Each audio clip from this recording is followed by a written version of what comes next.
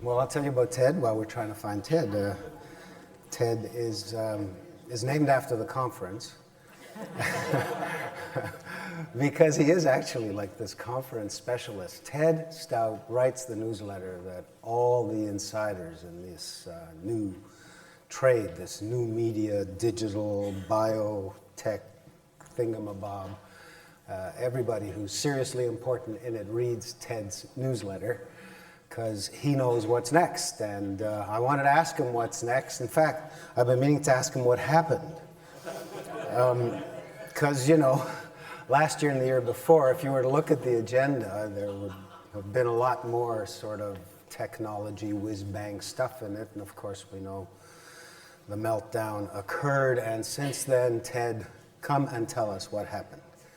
I'm just going to play something. Oh.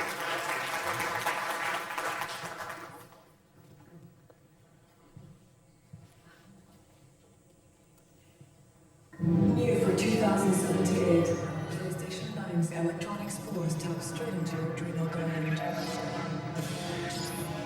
PS9 has the mind control system and telepathic personal music. PlayStation 9, teleport yours today.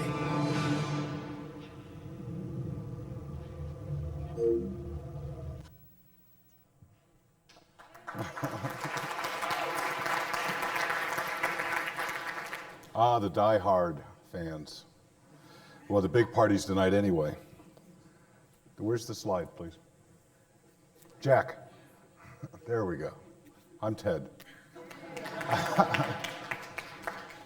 Now, first of all, Moses didn't tell me what his questions until last week when we were in Philadelphia together, so I'd already kind of put together my ideas, so I will attempt to answer a couple of his questions. But before I get started, I want to let you know why I write some of the things that I write. I know the few of you in here get my ideological freeware rants, which I usually write on airplanes, and some make sense, some don't. But I observe. And in the real world, in my day job, the one where I actually make money so I can take the time and come to things like this, I do a couple of different things. And they have very little to do with technology except on trying to figure out how to apply it to real world problems. I build global supply chains and logistics systems. I make things talk to each other that aren't supposed to talk to each other, and the competitors that make the products would prefer that they didn't talk to each other. But primarily, I deal with the issue of the appropriate use of technology, when to bring it into the use of people and organizations and cultures that make up those organizations.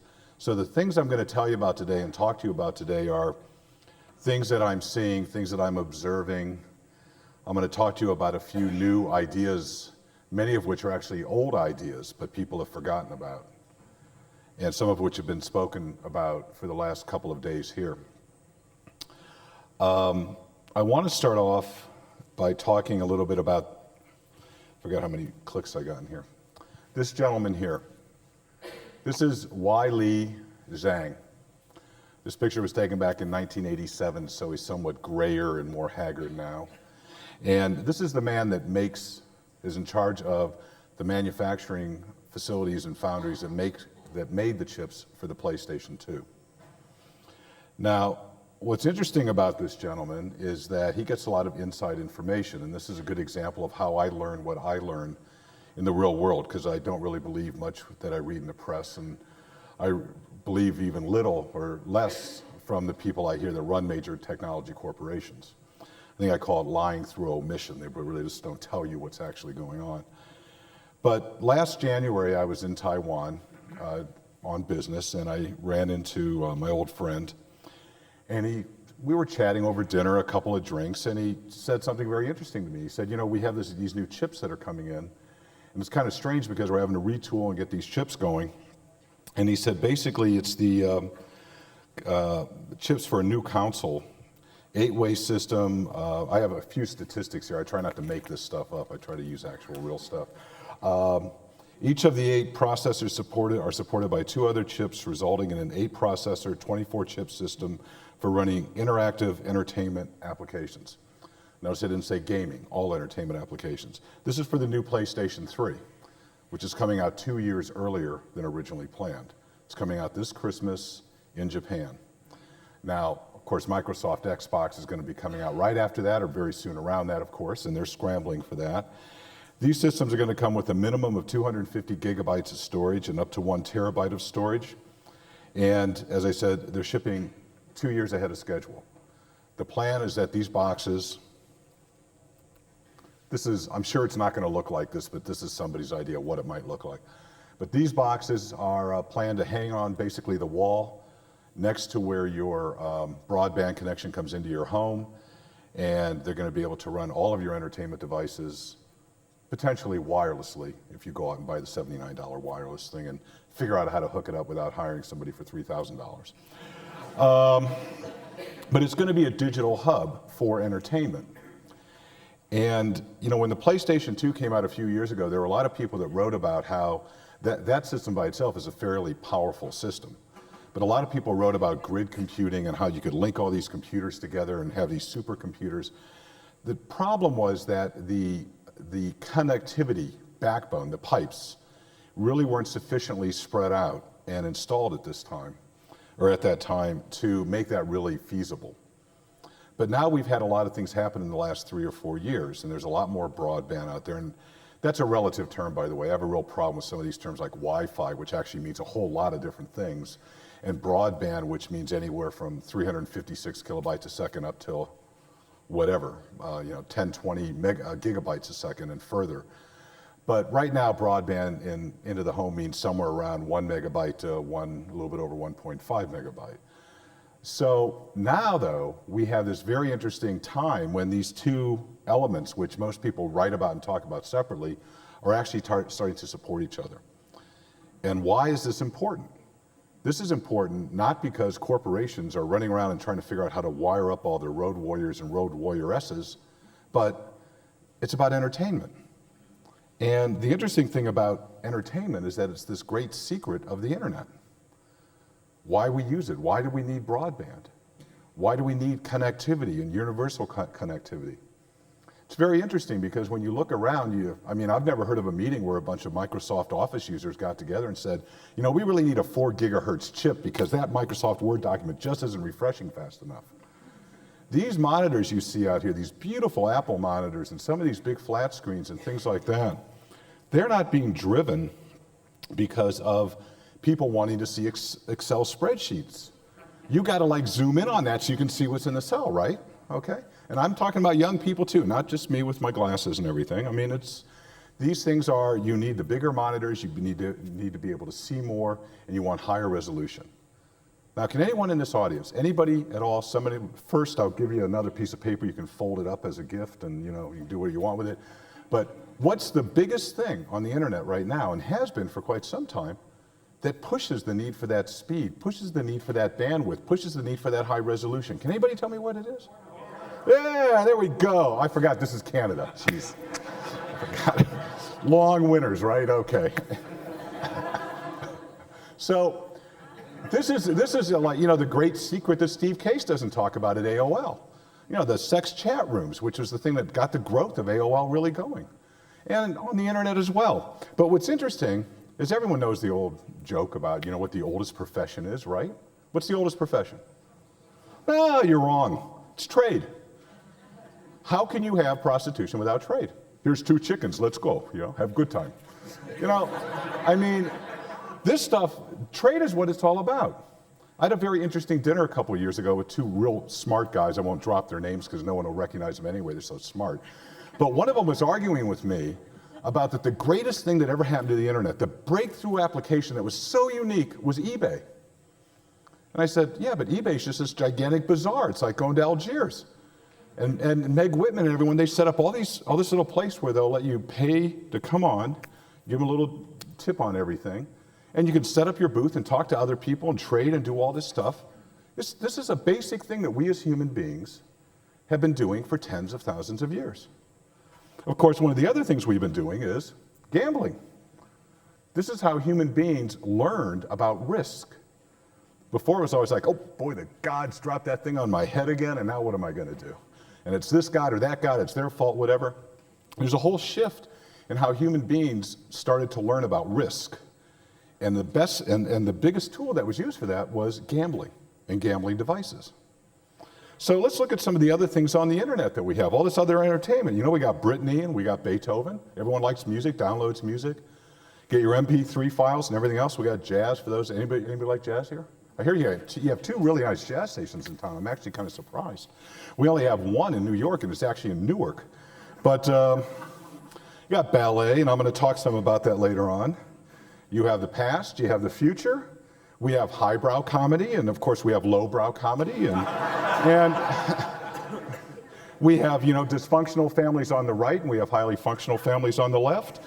And these are all things that people download. You know, does anyone here, by the way, does anyone download like clips from TV shows? Oh, that's against the law, isn't it? Oh, yeah, put that arm down. Okay, it's all right. Okay, we have, of course, sports. We have homemaking. We have English gardens. This is one of the oldest places where people have gathered on the internet to share information about gardens and how they lay out their gardens and things like that. And of course, we have gaming. Moses mentioned the other day that gaming has now surpassed, and depending upon whose numbers you listen to, it's anywhere from 20 to 60% larger than Hollywood and the money that Hollywood makes. Of course, based on the accounting practices in Hollywood, we're really not quite sure how much money they actually make, but I think that, you know, it's interesting when you look at this. The ironic thing is that this area of entertainment, there's more bits that get moved around because of gaming, or I should be going, gaming. Everybody know who that is, by the way? Laura Croft, the poster girl of gaming. And that's actually a non-exaggerated picture. But Laura, you know, it's really interesting. More bits get pushed around because of interactive gaming than anything else on the internet, except maybe war itself.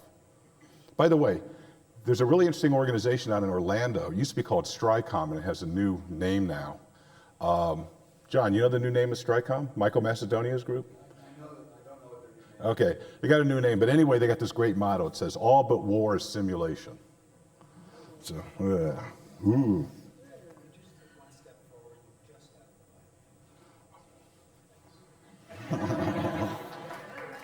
You can't. How about this? See, this is another great thing about being human. If you choose, you can manipulate your environment. Okay. Now, so the basics that I'm saying here is that this is really about three fundamental things that drive a lot of other pieces, a lot of other ideas, a lot of other types.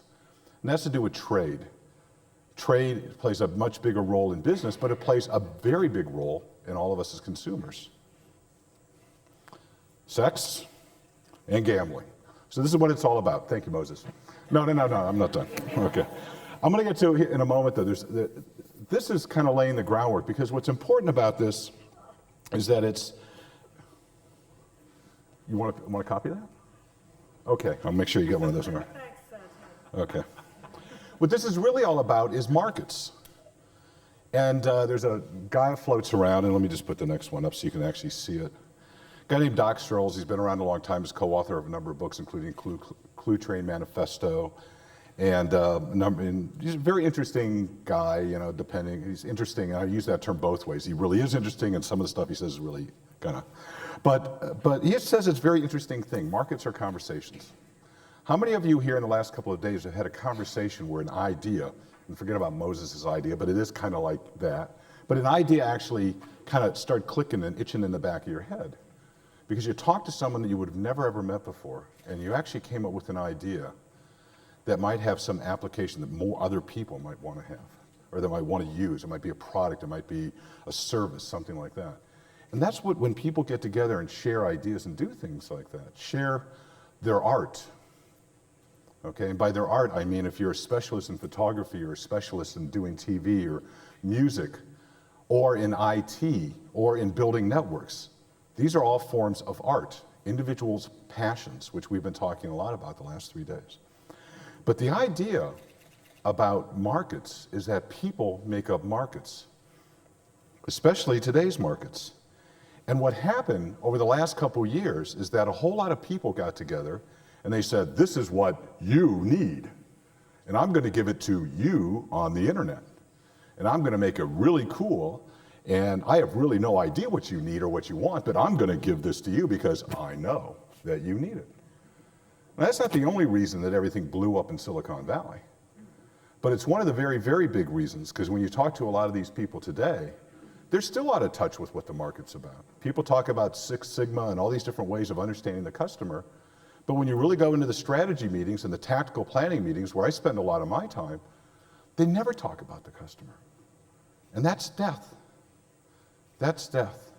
So what happened over the last couple of years was there was this huge migration from Silicon Valley, and all these VCs disappeared in their black Armani suits. And suddenly, though, a very interesting demographic took place, where in the Amish and Mennonite communities, the populations grew. And there were a lot more Armani catalogs that were sent to the Amish communities. And there were all these guys walking around with black Armani suits, but they had these great hats on.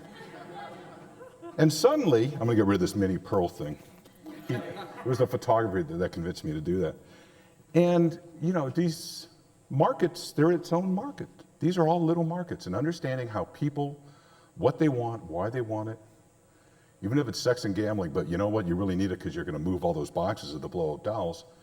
That's what it's really all about, how to move all those things around and understanding what people use this stuff for. Now, I'm going to digress for a moment, because I'm actually going to talk about 3 or 4 things, and boy, that light is still bright green, it's great. And these are 2 very interesting people. In the non-Americans here, does anyone know who these 2 people are? Jack, oh, who's this? Okay, Hillary Rosen. This is the devil and his minions. Hillary Rosen, recording industry, very interesting lady after a couple of drinks, but you get her up on the stage with anybody, you can't get a word in about anything. But these 2 individuals, and they both, you know, they both deserve each other, but they both deserve their opinions. And they both have very strong opinions about your rights of fair use of intellectual property. Now, there's a lot of discussion around intellectual property, not only in the United States, but elsewhere, but this little thing kind of creeped up on everyone, and a lot of people wrote about it on the internet and talked about it and everything else, but the Digital Millennium Copyright Act, and John, don't yell at me if I don't describe this exactly right, but basically what it did is it took what was in our Constitution that talked about issues of fair use and things like that, of copyrighted material, and basically turned it around and said, you don't get to use anything unless I tell you you can. Now, what this means, and the interesting dialogue that's going on here, is that Jack over there, he basically thinks that if you do something like make a little video tape of your new baby, and you clip a couple pieces of music from some existing music and maybe a couple pieces from a film and you put it together, basically, however many times you did that, you just, you know, you should basically be arrested and sent off to jail. Hillary, on the other hand, says basically, well, that's ridiculous, no one will ever come for you. And of course, we all know what that means. Okay, what happened to my sound? No, that's all right. I had a great piece there. Hang on, let's try that again. Nope. Okay, well, I guess that's odd. Anyway, I had the Spanish Inquisition up there, so we'll get to this one.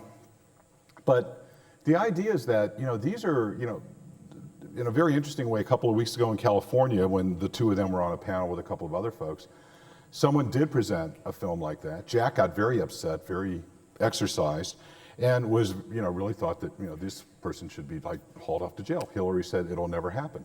And my point, you know, what I thought is, well, gee, Hillary's saying it's never going to happen. She's in no position of power to say one way or the other. And who knows who's going to be in power in 5 years who might actually haul you off to jail. So I'm going to zoom along here because the yellow light just came on, and that means 5 minutes. And I'm going to show you one thing that happened recently. Recently, Madonna put some tracks out on the internet that people could download because they thought they were from her new album. And what happened is when you clicked on the... What the fuck do you think you're doing? When you clicked on the track, that's what you got. So the creative folks out on the internet did this with it. Nothing.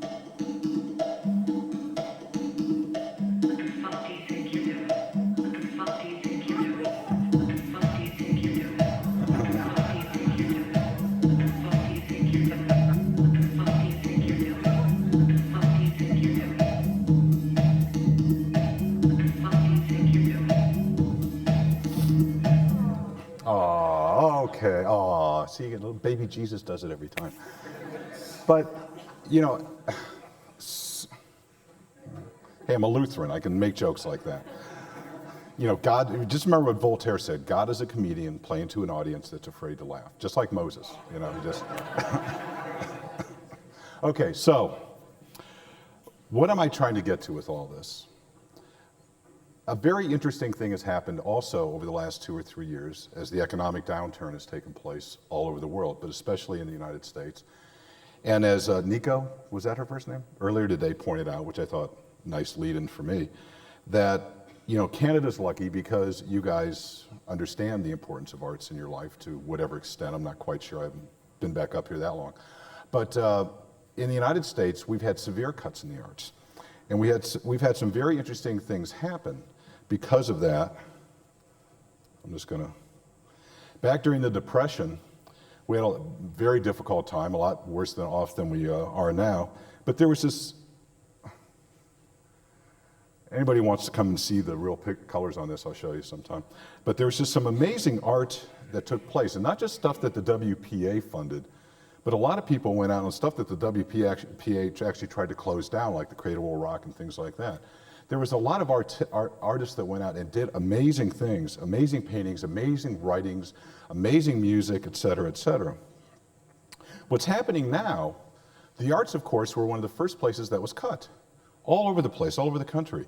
And what's happened is people have been using the internet for entertainment to support all the things I talked about before, but to take the deeper arts, the cultural issues and the cultural elements that create communities. And they start building all these different types of sites. And I'm going to go through some of these very quickly, but things where you can go in and see videos of things, not just here's a list of the schedule, but interactive stuff. Here's a thing from Bloomington, Indiana, where there's a whole series of interactive creative ideas where you can go on, you can collaborate with people, there's writing studios, there's all sorts of different things. This is a reaching out to the constituents, and actually in many cases, in many places in the US, those constituency groups have grown tremendously, even though there's less money. Now I'm just going to throw up a couple of others. This is from Ventura, California. This is dance news every Wednesday. This is down in New York City. I think it's either 20 or 30 dance troupes. Small dance troupes, you know, New York has a lot of those, and they don't just march in the parades. But, you know, this way it reaches out to people, lets them know what's going on, shows them examples, and there have been like virtual dance recitals and things like that. And the last thing I want to talk about is the state of Oregon. And the state of Oregon in the United States is this really interesting place where there's all sorts of arts and performing arts, and there's crafts and all sorts of things that take place there. But back when the United States used to also measure places like Guam and stuff like that, Oregon for 10 years in a row was 52nd on the list as far as arts funding.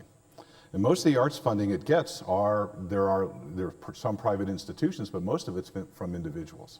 And they've done quite a few very interesting things. And once again, the red lights just come on, so I'm just gonna, you know, basically the same stuff. Yeah, you're gonna be bad, I know. But there's, you know, all sorts of different things they've done, and also they've created these moving venues so more people can actually participate in the arts, but using the internet as the lever. One last thing about Oregon, it was also where this interesting gentleman named Ken Kesey lived and died recently, a couple years ago. And Ken Kesey said something very interesting in his last, I guess, last decade or so. And he really started looking at the whole issue of the internet and how it formed communities. And he said this interesting thing, the internet is the campfire. And in the last couple days, we've spoken about things like many to many and how to get people together and collaborate and work. And this is the great, of the one thing that I've seen the internet be important for, is this one thing. It gives you immediate feedback. You don't have to hire a lot of marketing people and send out all sorts of stuff and see if something works. And if people in this room that we're talking about how to get passionate about spaceflight, how to get passionate about this, passionate about that, if they look first at the issue of how do you create communities of trust around things like the arts or entertainment or even around porno or cannabis or whatever it is. The thing is it creates an environment in which people can start to work together and be passionate about things and feel that they're allowed to be passionate and to do things. And just to end, one of the last things Ken Kesey said is not one of the last things, but you know, this end of his life. Our job is nothing less than to save the world. And I want to read one quote, and then you can turn that off because I'm just going to read one quote and then I'll leave. Okay, and this is a thing that Ken Kesey said. The answer is never the answer. What's really interesting is the mystery.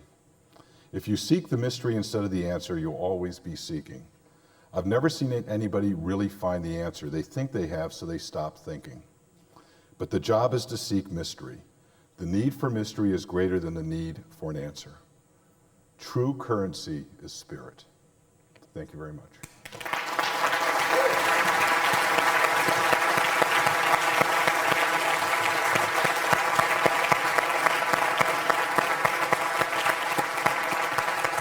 Thanks very much, Ted.